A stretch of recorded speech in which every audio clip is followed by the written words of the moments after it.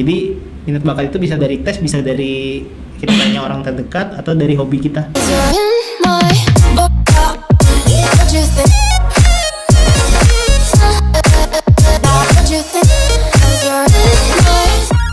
Selamat datang lagi di Kita, obrolan kita. Edisi ke minggu kedua lah di Ramadan. Tapi nggak Ramadan banget nih temanya. Kali ini ketemu teman lama, tapi beliau ini merupakan dosen di salah satu politeknik negeri di Kalimantan Selatan. Selamat datang Ahmad Rosari Rahimi. Makasih Bang Yepi. Gimana kabarnya? Kabarnya gimana? Alhamdulillah. Sehat ya? Sehat. Udah berapa lama jadi dosen? Ada 2 perguruan tinggi, jadi total berapa ya? Dari 2016 lah. 2016 ya? 6 tahunan? 6 tahun. Tapi sebelumnya katanya sempat di ULM. Sempat. Sekarang di Politeknik Negeri Tanah Laut. Oh, Tanah Laut Tala ya? Tanah Laut, iya Tala. Nih kawan-kawan, Adi, biasanya saya manggil Adi. Adi ini temen zaman kuliah dari 2007. Hampir 14 tahun ke arah 15 tahun. Adi ini paling pinter coding dulu di angkatan. Sekarang masih ya? Enggak. Dulu kita apa dulu pemrograman satu apa? Pascal ya? Pascal. Kawan-kawan bikin codingnya minimal beberapa puluh baris lah. Adi udah ratusan baris, luar biasa. Ingat sekali itu saya itu. Karena mungkin gak ada bakat lain kali ya. Jadi itu bakatnya teman. Iya. Masing-masing kita punya bakat lah. Benar sih. Adi ini emang fokus banget di dunia IT ya. Iya. Dan lain-lain. Sampai sekarang jadi dosen di Tala pun memang jurusannya IT. IT betul. Lurus ya. Lurus sekali. Gak nyimpang-nyimpang gitu. Tapi udah PNS ya dia? Alhamdulillah sudah. PNS tahun berapa? Tahun 2020 ya? Baru aja 2020 akhir ya. Sebelumnya pengabdian di Unlam sebagai honor aja? Sebagai honor. Oh gitu. Bilangnya itu kontrak ya? Kontrak. Kontrak. Dari 2016 sampai 2020 itu akhir. Ini pertanyaan awal ya? Ya. Pertanyaan awal. Kenapa Adi jadi mendaftarkan diri sebagai dosen di Politeknik Tala lah? Politeknik Tala. Kenapa ini? Asal ceritanya ya. Jadi sebenarnya itu kebimbangannya itu lama. Karena merasa enak aja di ULM. Jadi dosen di ULM itu enak. Tapi Politeknik Tanah Laut ini menarik ya. Karena pembangunannya itu pesat gitu. Oh gitu. Pesat. Jadi sampai masa-masa tes terakhir itu untuk menetapkan hati itu datang ke sana. Antara tes yang pertama sampai tes yang terakhir itu aja bedanya jauh kampusnya dari segi fasilitas ya. Jadi kayaknya ini menarik juga. Awalnya nggak tahu dalamnya ya, baru lihat dari luarnya kulit luarnya gitu. Akhirnya menetapkan hati lah di sana. Ini sekarang ngajar di jurusan apa di Tanah Laut? Jurusan Teknik Informatika. Teknik Informatika. Iya. Berapa? Kita ngomong dari awal lagi. Politeknik Tala ini sebenarnya ada berapa jurusan sih? Apa aja sih di dalamnya? Iya. Jurusan itu ada 3. Jadi ada yang bidang informatika, ada yang bidang otomotif. Ada 4. Ada 4 ya. Ada bidang akuntansi sama yang agroindustri. Tapi di bawah-bawahnya ada prodi lagi. Ada prodi lagi. Dari 4 itu ada prodi lagi ya? Iya, membawahi 7 prodi. 7 prodi. Sekarang Adi ada di jurusan apa di kampusnya itu? Teknik Informatika. Teknik Informatika prodinya apa deh? Teknologi informasi dengan teknologi rekayasa komputer jaringan. Waduh, kuliah kita banget lah. Iya, IT banget. Dari dulu ya, memang terapan ilmu kepake. Cuma dibagi 2 aja. Satunya ini kan lebih ke perangkat lunak, satunya jaringan. Kalau kita ngomongin Tala nih, udah berapa Politeknik Tala nih udah berapa lama sih ada di ya hadir lah di Tanah Laut ya. Ya pendidikan Kalsel lah, dunia pendidikan Kalsel. Sejak 2009. 2009 sebenarnya. Iya. Jadi berapa tahun sekarang? 12 ya? 2009 ya 12. Ya 12 mau ke 13. 12 mau 13. Gitu. Tapi sempat swasta nggak dia? Sempat sampai tahun 2014 kalau nggak salah. Di bawah? Bukan yayasan bukan ya? Kayaknya pemerintah daerah ya. Oh, ke daerah Pemerintah Kabupaten daerah. Tanah Laut waktu itu ya. Betul. Baru di tahun berapa jadi negeri mereka?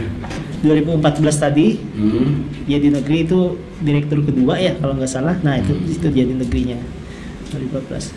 Itu cepat juga loh hitungan Cepat juga ya, hitungannya. perguruan tinggi. Iya Karena sih. yang lain tua-tua kan ya. Iya, kayak Maksudnya Unlamanya dari tahun berapa? 60-an. 60-an. Heeh. Unlam tuh sama Unhas tuh barengan ya kalau nggak salah. Nah itu Di umur 8 berapa 12 tahun. 8 tahun lah dari negerinya ya. Ya 12 tahun lah dari awal swasta, ya. dari awalnya. Negerinya Udah 8 berapa tahun. banyak dosen di sana? Sekitar 150-an kali ya? Sekitar dosen. Ya. Besar Kalau sama juga staf ya. 200-an gitu. Besar juga ya hitungannya Kalau seperti nggak kampus salah. baru ya. Ya. Ya. Mahasiswanya banyak loh soalnya. Mahasiswanya berapa? Mahasiswanya itu 1000 lebih. Oh, 1000 lebih ya. Heeh. Mahasiswa aktifnya. Mahasiswa aktif 1000 lebih. Tapi emang Politeknik Tala ini fokus di jurusan itu ya, di jurusan yang 4 jurusan itu ya. Ya. Jurusan-jurusan yang memang kita rasa bisa membangun tanah laut kan. Awalnya gitu. Oh. Ya, sampai sekarang juga niatnya gitu. Oh, niatnya gitu tetap gitu ya. Tetap kita tetap memprioritaskan supaya putra daerah itu bisa kuliah. Putra daerah di tanah laut bisa kuliah. Iya.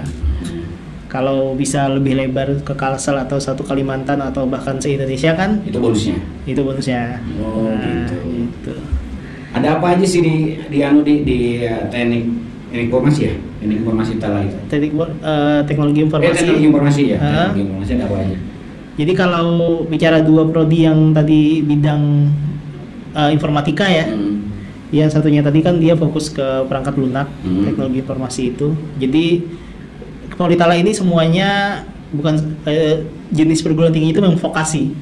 Vokasi. Nah, jadi kan perguruan tinggi itu ada yang perguruan tinggi vokasi. Kalau bagi teman-teman yang nonton nih, kalau misalnya membedakan vokasi dan tidak tuh kayak SMA dengan SMK ya. Dia kayak spesialisasi gitu ya. Betul. Oh. Nah, kita selalu mengedepankan, kita bilang bahwa vokasi itu siap kerja. Memang fokusnya supaya siap untuk bekerja atau berkarya. Siap di lapangan kerja ya, Betul. setelah lulus gitu ya. Betul. Nah, teknologi informasi itu perangkat lunak dia, software. D3 itu. D3. Oh. Meskipun nanti tahun depan kita mau upgrading ke S1. S1-nya S1 terapan tapi. S1 terapan. Jadi nanti gelarnya itu S Sarjana Terapan gitu ya. Terapan. Yang satunya itu sudah D4.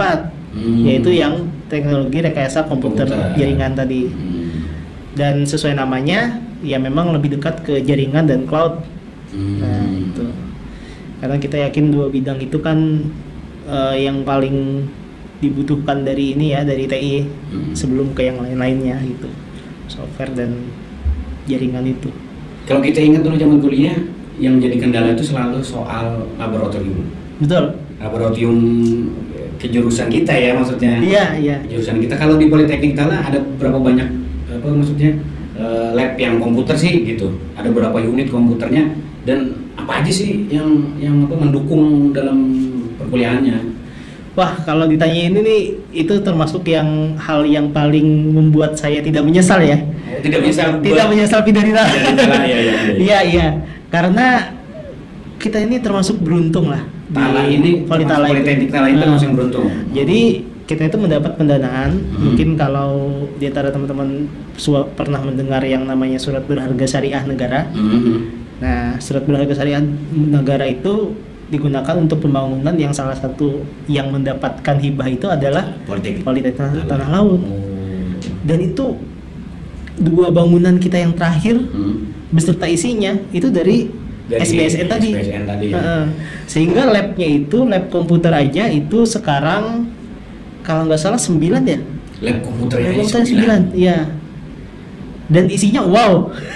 Wow-nya ini apa aja? Spesifikasinya. Apa ya? YouTube Politala ada, ditonton deh itu. Oh, punya.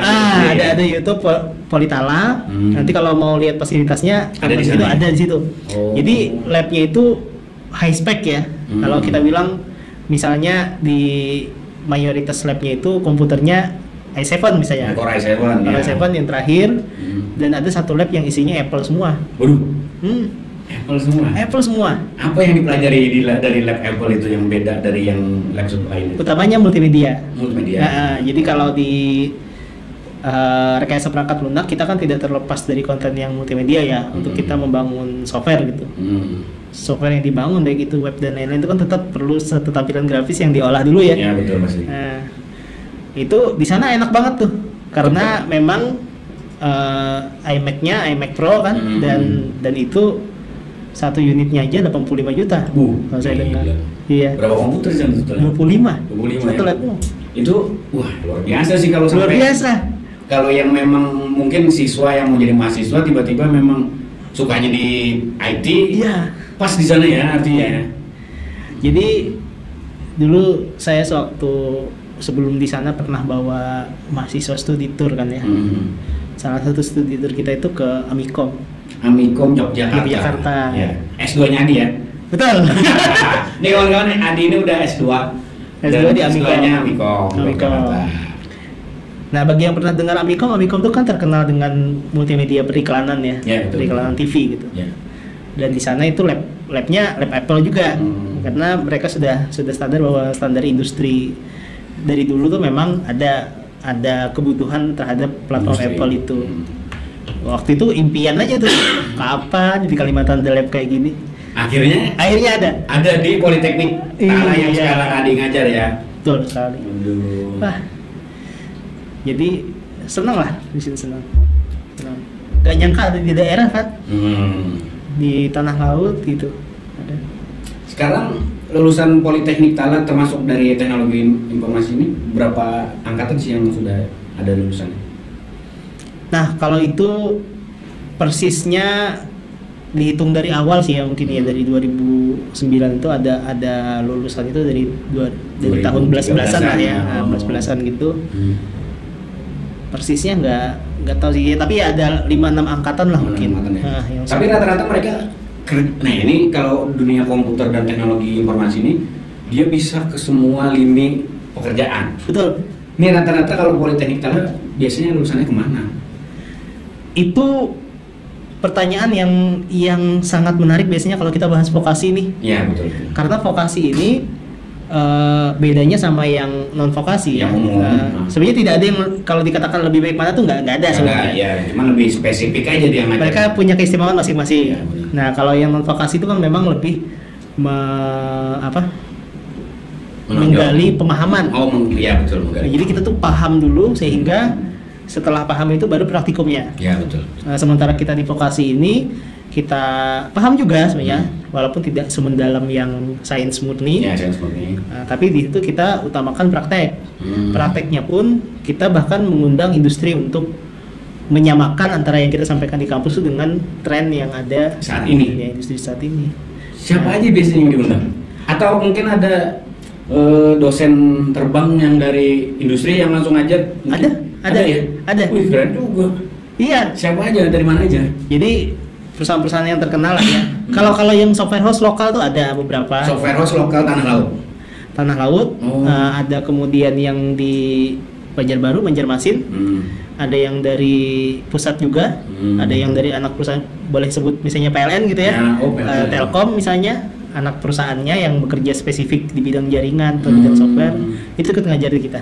Oh gitu. Ini teman-teman, software di host itu adalah rumah produksi software. Betul. Tapi biasanya dulu yang paling sering banyak ya dia di zaman kita masih kuliah itu paling banyak itu daerah Jawa, Bali, Jakarta, Surabaya, Bali. Jawa, Bali, luar negeri gitu ya. Luar negeri karena dia bikin software sesuai keperluan si pembuat gitu sama yang pesan customer gitu. Semua mau pesan tentang apa dibikinin gitu.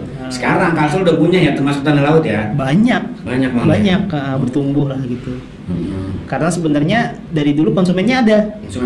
Nah, tapi karena kita nggak ada yang bikin, kita beli ke Jawa tadi. Iya, betul biasanya. Kita beli ke Jawa, sekarang sudah ada. Nah, itu. Magangnya juga lama ya. Magang di Politeknik. Magang di perusahaan. Oh, di perusahaannya. Nah, bagi si mahasiswa itu. Oh, gitu. Sehingga ketika dia lama itu dan kita memang selalu mengedepankan attitude dia, kualitas kerja dia gitu. Kita selalu ingatkan mahasiswa itu. Perusahaan tuh puas sehingga memang masa tunggu mereka sampai mereka bekerja itu Nggak lama. nggak lama. Oh. Hitung ya 1-2 bulan kerja. Ya, gitu. Cepat, Luar biasa ya. cepat. Nah, bahkan sudah dipesan ada gitu. Ada sambil magang nih dia Tapi dipesan magang, nanti. ntar kalau lulus kerja sini ya. Oh, ada gitu ya? Ada. Wih, luar biasa. Ada. Hanya saja mereka harus lewat TA dulu kan. Ya, Nah, tugas skripsi akhir, lah skripsi kita dan bilang lain-lain gitu. lah, ya. Nah, jadi mereka mesti balik ke jangan itu, tapi setelah lulus udah dipesan. Dipesan. Ini kembali ke Adi lagi. Di Politeknik Nala Adi ngajar berapa mata kuliah nih di sana? Kalau persisnya lupa ya, berubah-ubah lah tiap semester. Oh, berubah-ubah. Jadi antara ya 3, 4, 5 mata kuliah gitu. Setiap semester ya? Iya. Biasanya semester yang banyak mengajarnya itu semester genap ya. Semester genap ya. Itu banyak. Kalau TI ini selalu jadi primadona nggak sih di kampus Politeknik Talan? Kalau dari data iya. Dari data iya ya? Iya, pendaftarnya banyak. Kelasnya pun yang diterima juga paling banyak. Oh, kelasnya paling banyak. Paling Berapa banyak. kelas di sana? TI itu sekarang ada yang non reguler. Nah, dulu mungkin nggak tahu yang akan datang ini ada apa enggak ya. Dulu ada. Itu yang teknologi informasi 5 kelas. Yang TRKJ nanti akan datang 2 kelas. Itu 7 kelas ya? dengan isinya 35 orang gitu ya, per kelas. Per kelasnya. Per kelas. Artinya hampir 300-an, ya 200-an lebih ya? Iya. Setiap angkatannya itu? Siap angkatan. Oh gitu. Nih kita ngomongin kembali lagi ke zaman kita kuliah. Iya. Kadang kita mikir ketika sudah semester 3 atau semester 4 baru mikir, kayaknya aku salah jurusan deh. Nah, ini kita ngomongin ke arah situ dah. Kalau Adi ini kan udah terjun di dunia, maksudnya dunia perkuliahan dan mengajar dan lain-lain, ini kan pasti tahu lah. Ketemu mahasiswa Pasti ketemu mahasiswa kayak gitu kan. Betul. Bahkan kawan-kawan juga ada yang bilang, wah kayaknya kita ini salah jurusan deh. Iya. Ada tips nggak nih dari Pak dosen nih soal bagaimana sih memilih jurusan sesuai dengan fashion kawan-kawan yang mau kuliah gitu. Betul. Jangan sampai nanti udah kuliah duluan baru tahu ternyata aduh aku harusnya nggak di sini, aku harusnya di sana gitu. Iya. Ini ada tips dan trik nggak nih, Di? Jadi kalau misalnya tips dan trik pertama itu ya, yang sebenarnya saya juga itu saya termasuk beruntung. Ya. Beruntung ketika dulu itu milih komputer. Ya. Padahal sama mungkin kayak teman-teman yang lain itu nggak tahu, tahu. Tapi kebetulan ngepas aja.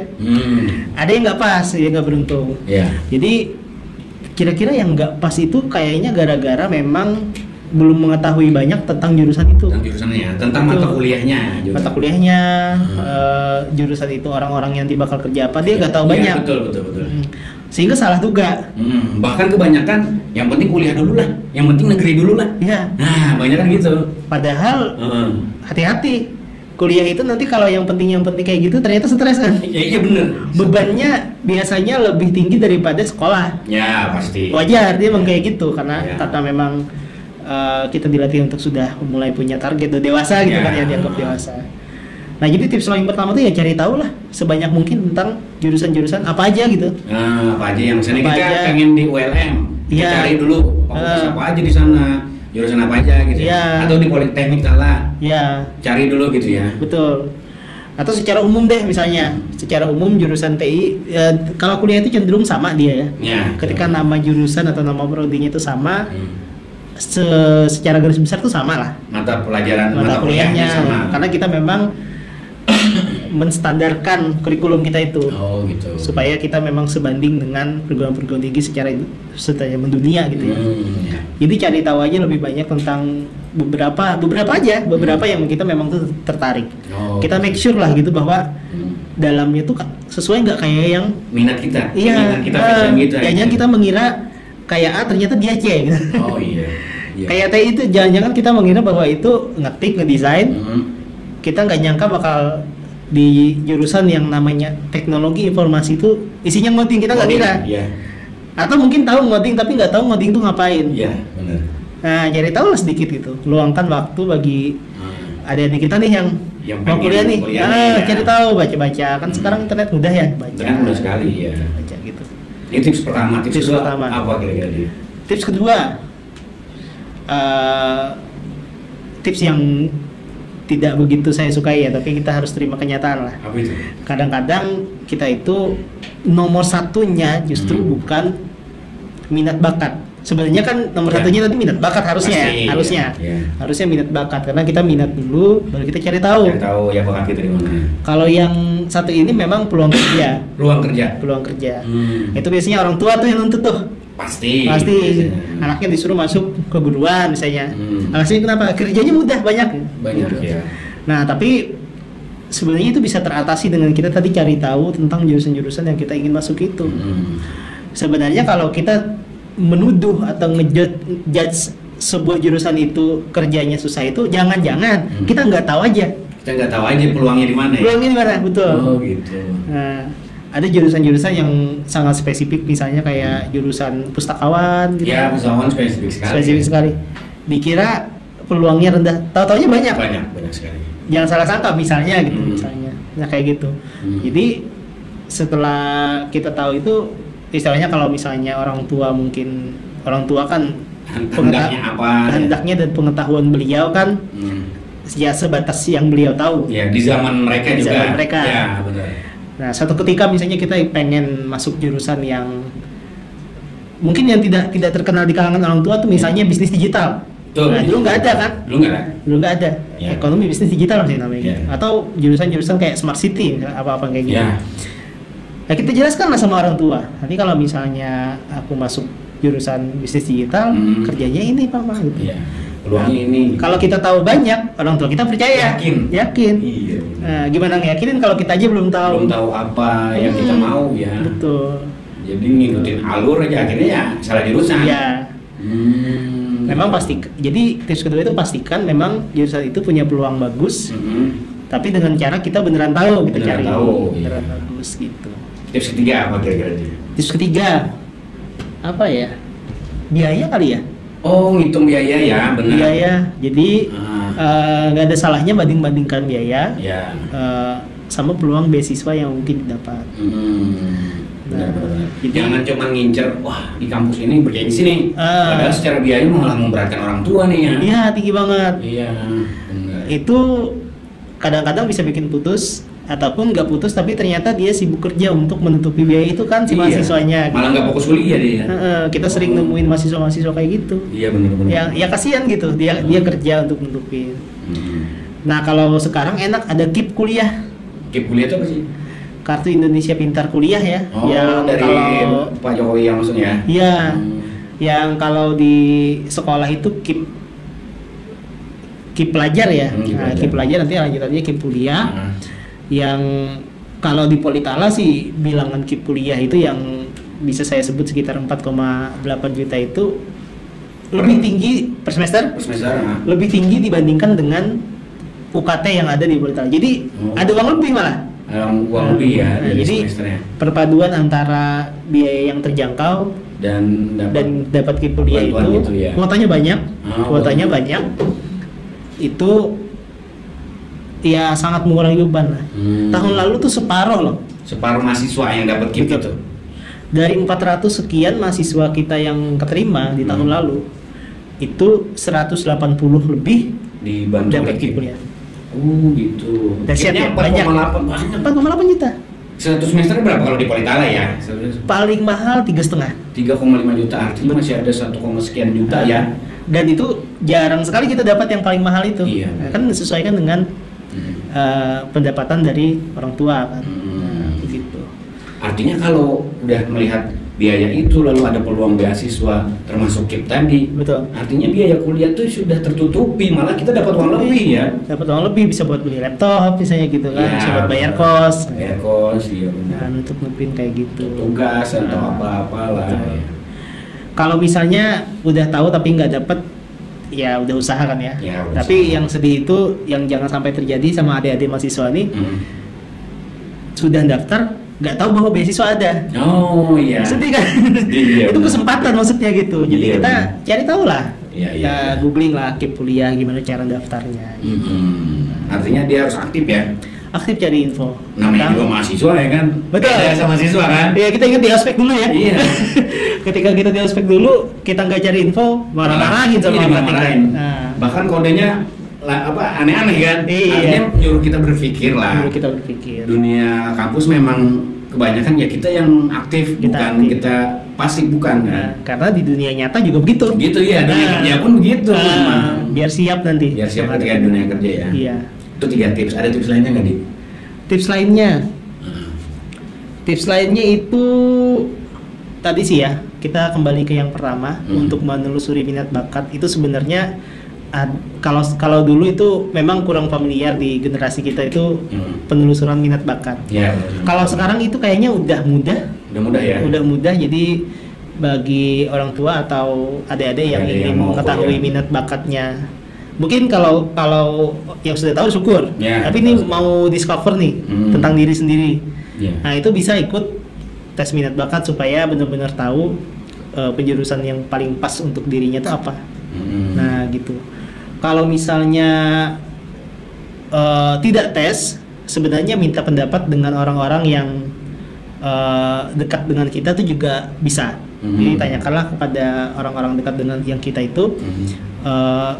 Saya ini sebenarnya bagusnya di apa sih? Karena mereka tuh lebih tahu bahwa oh kamu tuh komunikasinya bagus. Iya benar, orang sekitar itu bisa gitu. Kamu tuh ketelitiannya bagus, bagus masuk ke akuntansi aja misalnya kayak gitu. Oh kamu suka di lapangan, masuk di mana aja gitu ya? Kayak di Politala ada prodi jalan dan jembatan kan ya? Iya, nah, sipil ya. Sipil. Oh iya benar. Nah, suka bisa masuk situ misalnya situ. gitu. Atau misalnya pakan ternak untuk menghasilkan pakan, di Politala juga ada. Nah itu bisa lah untuk kita telusuri sebenarnya sebelum kita yakin bahwa minat bakat kita di situ. Jadi minat bakat itu bisa dari tes, bisa dari kita tanya orang terdekat atau dari hobi kita. Iya benar-benar. Dari hobi. Ada lagi nggak deh soal tips ini? Tips yang selanjutnya ya. Ya sebenarnya tips yang terakhir itu adalah perjuangannya ya. Perjuangan si mahasiswa. Ya? Ketika sudah mulai kuliah, ada beberapa dari kita itu yang memang sebenarnya harus ada titik tidak suka atau tidak semangat ketika kuliah itu ada lah. Titik tidak suka, tidak semangat tuh ada. Udah jurusannya pas, nggak suka sama dosennya. Oh iya, kadang ada kayak gitu. Ada kayak gitu, itu nggak bisa diduga tuh kayak gitu. Ada yang jurusannya pas, nggak suka sama lingkungannya. Jurusannya pas, ada masalah keluarga. Jurusannya pas, ada musibah atau apa. Itu sih sebenarnya apa ya, zaman sekarang itu kayak anak-anak muda tuh sering bilang mental health gitu ya.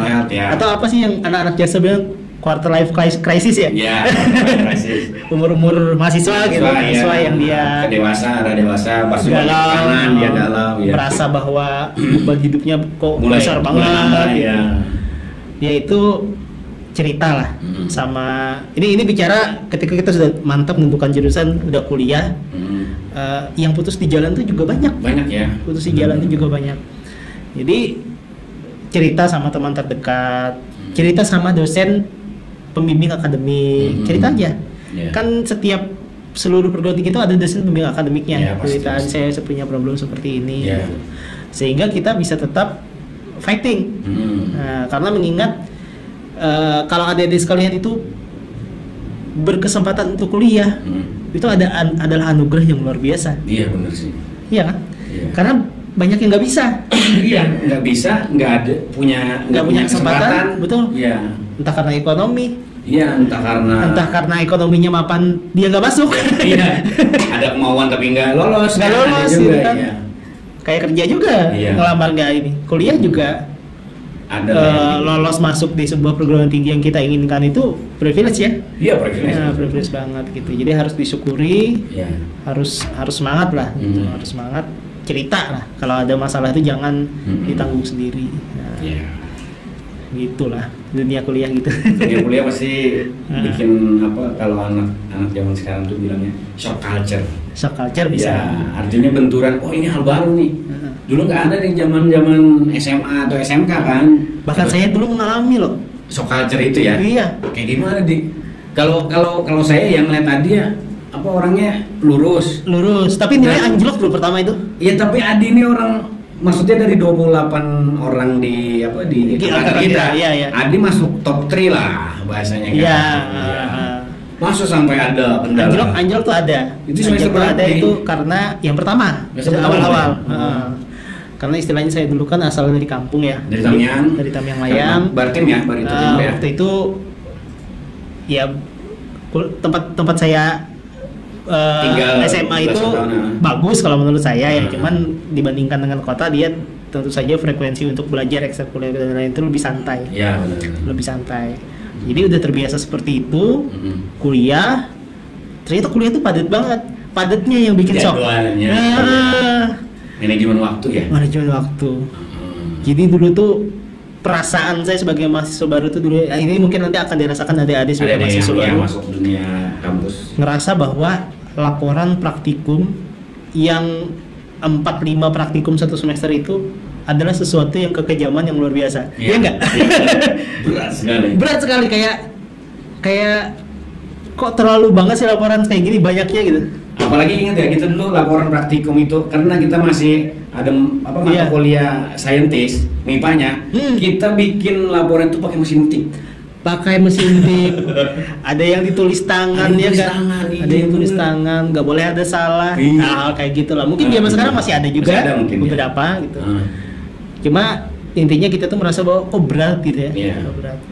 Tapi setelah dijalani ya, setelah kerja kayak gini, pekerjaan lebih berat ternyata. Dunia kerja malah lebih berat ya? Dunia kerja lebih berat. Nah, itu nanti mungkin ketika adik-adik sudah lulus kerja, ketawa tuh ingat konten ini. Tapi intinya manajemen waktu itu penting ya. Ketika penting. Culture shock itu perpindahan antara dari kita yang dulunya di SMA di mana terus masuk kampus dia di tengah kota gitu, udah masuk mau kepadatannya. Dengan semua kepadatannya. Manajemen waktu penting. Manajemen waktu, jaga semangat ya, jaga kesabaran gitu. Kalau misalnya keteteran atau apa itu terbuka sama teman dan jalani gitu. Insya Allah ya itu bagian dari pembelajaran. Iya sih, pasti. Bagian dari pembelajaran.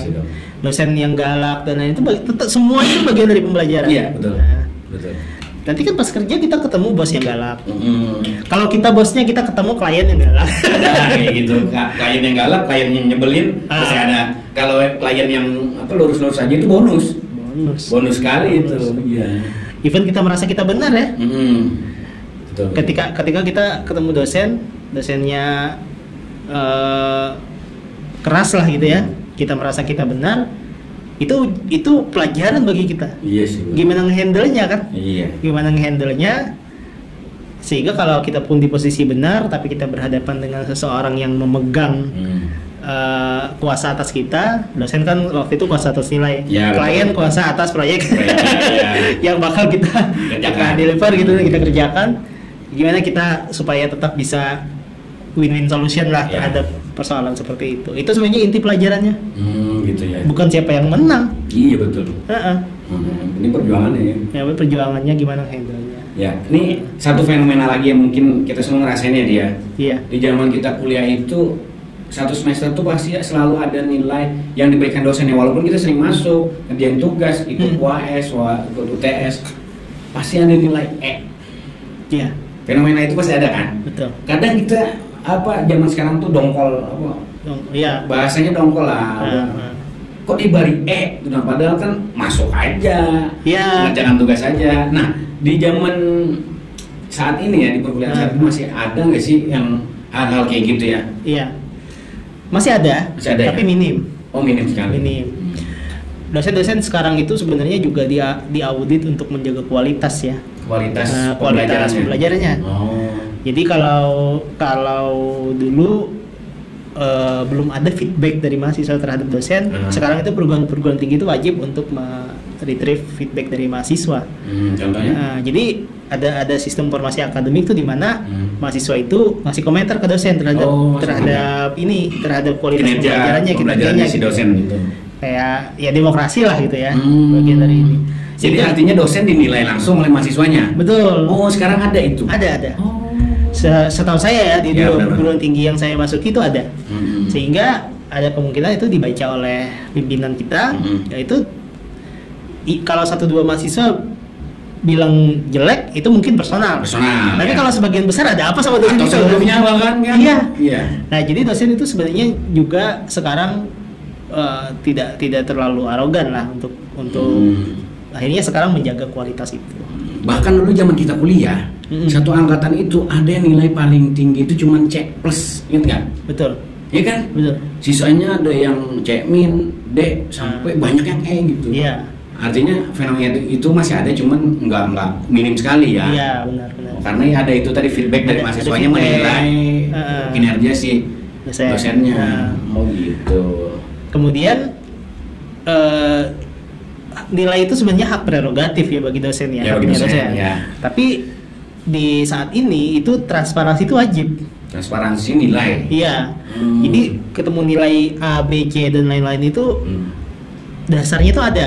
Iya. Tugas pertama berapa, tugas kedua berapa, UTS UAS dan praktikum berapa, itu nilai kehadiran berapa, iya, ada persennya juga ya. Ada persennya, sehingga itu sebenarnya tidak mengada-ngada karena historinya harus ada. Nah itu akan semuanya diperiksa sewaktu akreditasi, audit dan lain-lain. Insya Allah inilah sekarang lebih demokratis, lebih fair lah ya gitu. Lebih fair ya. Lebih fair. Waduh, banyak banget nih kita ngobrolin soal kampus hari ini dengan Adik. Terima kasih banyak dia udah datang di Polres Kalimantan. Sama-sama. Semoga tipsnya dari Adi buat kawan-kawan yang mau kuliah atau ada saudara-saudaranya, adik-adik yang mau kuliah, ya punya gambaran lah mau milih jurusan gimana, jangan sampai salah jurusan kayak yang dulu-dulu gitu. Ya, beberapa orang lah ya. Beberapa orang lah merasa wah salah jurusan, padahal udah tanggung nih, udah berapa semester, 4 semester seandainya tanggung kan. Iya. Oke siap, terima kasih Adik, sukses terus di Sama-sama. Teknik Tala. Kapan-kapan ngopi lagi. Siap. Terima kasih banyak kawan-kawan. Salam hormat. Assalamualaikum warahmatullahi wabarakatuh. Assalamualaikum warahmatullahi wabarakatuh.